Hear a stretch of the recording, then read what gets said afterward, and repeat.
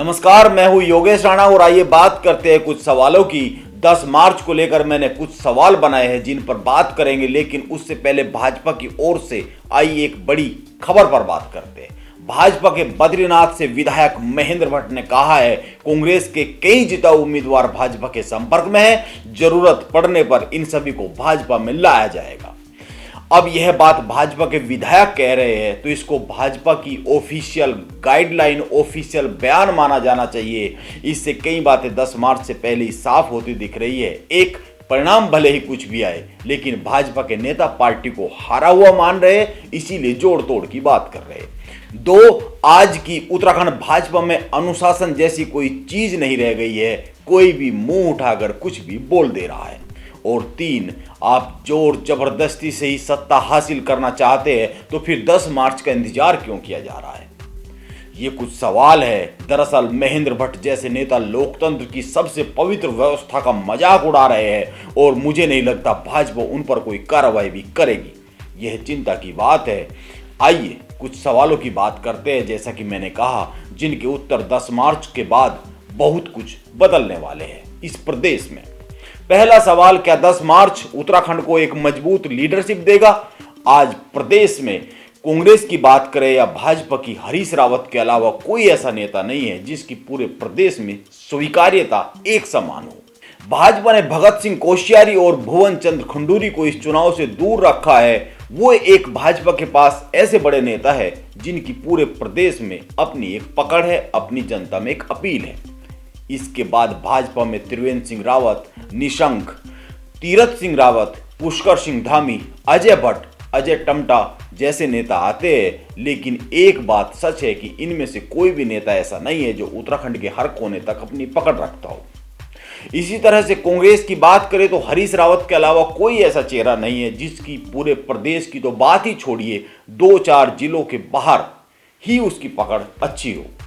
ऐसा कोई नेता नहीं है। दोनों पार्टियों में उत्तराखंड में दिल्ली से चेहरा थोपा जाता है, जिस कारण किसी की पहचान उस लेवल की आज तक बन नहीं पाई है, और जिनकी बनी है वो अब मेन स्ट्रीम में है नहीं। दूसरा सवाल, भाजपा के प्रदेश अध्यक्ष पद की जिम्मेदारी किसको मिलेगी?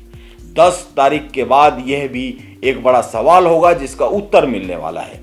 उत्तराखंड में भाजपा पहली बार इतने नाजुक दौर से गुजर रही है। भीतरघात के आरोप प्रत्यारोप का सिलसिला रुकने का नाम नहीं ले रहा है। मदन कौशिक अपने राजनीतिक जीवन के बेहद कठिन दौर में है।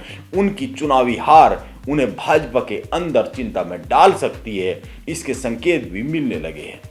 पुष्कर सिंह धामी अभी युवा है, लेकिन कई बार समय से पहले पद मिल जाना बड़ा हानिकारक होता है। अगर वो जीते नहीं या किसी कारण से उनको कुर्सी सीएम की मिली नहीं तो उनका राजनीतिक कैरियर बड़ा प्रभावित हो सकता है। किशोर उपाध्याय, हरीश रावत, मदन कौशिक जैसे कई सारे नाम हैं जो इस चुनाव के साथ ही या तो अस्त हो सकते हैं या फिर बच सकते हैं। इसका उत्तर 10 तारीख को मिलने वाला है। यह चुनाव भाजपा के सांसदों की भी अग्नि परीक्षा है। 2024 में इनका राजनीतिक भविष्य क्या रहने वाला है, 10 मार्च के परिणाम से ही तय होने वाला है। तीसरा सवाल, क्या भाजपा इस चुनाव को जीतकर उत्तराखंड में सरकार को रिपीट ना करने का रिकॉर्ड तोड़ पाएगी? इसके अलावा चौथा सवाल यह है कि क्या शिक्षा मंत्री और पेयजल मंत्री इस चुनाव को जीत पाएंगे? क्योंकि उत्तराखंड में चुनावी इतिहास है, कभी शिक्षा मंत्री और पेयजल मंत्री कुर्सी पर रहते हुए चुनाव लड़कर जीते नहीं है। पांचवा सवाल, क्या पुष्कर सिंह धामी चुनाव जीतकर मिथक तोड़ पाएंगे? क्योंकि उत्तराखंड में एक मिथक यह भी है कि जब भी कोई मुख्यमंत्री चुनाव लड़ता है तो हार जाता है। छठा सवाल, यूकेडी और बसपा अपनी इज्जतदार वापसी उत्तराखंड की राजनीति में कर पाएगी या फिर आम आदमी पार्टी अपना खाता खोलने में सफल रहेगी? 2017 में यूकेडी और बसपा कोई सीट जीत नहीं पाई थी। इसके पहले दोनों का अपना एक प्रभाव रहा है। इस बार लग रहा है कि इनके खाते में कुछ आ सकता है। सातवां सवाल, कर्नल अजय कोठियाल की राजनीतिक महत्वाकांक्षा पूरी होगी या नहीं होगी? राजनीति में कदम रखने की उनकी बड़ी इच्छा है। गंगोत्री के परिणाम पर लोगों की बड़ी नजर रहने वाली है। आठवां और आखिरी सवाल, कांग्रेस में खरीद फरोख्त क्या रुक पाएगी? क्या कांग्रेस अपने विधायकों को खरीद फरोख्त से बचा पाएगी? मैं ये सवाल इसलिए कर रहा हूं क्योंकि भाजपा के बयानवीर कहने लगे हैं कि वो सरकार तो बनाएंगे ही, इसके लिए भले ही तोड़ फोड़ ही क्यों न करनी पड़े। ताजा उदाहरण महेंद्र भट्ट का ये बयान है जिसकी मैंने शुरू में चर्चा की है। अंत में एक और बात जान लेते हैं। कांग्रेस के प्रदेश अध्यक्ष गणेश गोदियाल ने बड़ा बयान दिया है। उन्होंने कहा है कि पोस्टल और सर्विस वोटर में धांधली को लेकर कांग्रेस हाईकोर्ट में कानूनी लड़ाई लड़ने की तैयारी कर रही है। उनका कहना है कि यदि चुनाव आयोग ने जांच और कार्रवाई नहीं की तो सभी विकल्प खुले हुए हैं। उन्होंने बड़ा साफ साफ कहा है कि 300 ऐसे पोस्टल बैलेट है जो शक के दायरे में है। बद्रीनाथ विधानसभा क्षेत्र में भी 50 से ज्यादा ऐसे मामले हैं जो पार्टी की जानकारी में आए हैं। यह कांग्रेस पार्टी के प्रदेश अध्यक्ष गणेश गोदियाल का कहना है। इस मामले में चुनाव आयोग को लेकर कई बार ज्ञापन दिया जा चुका है।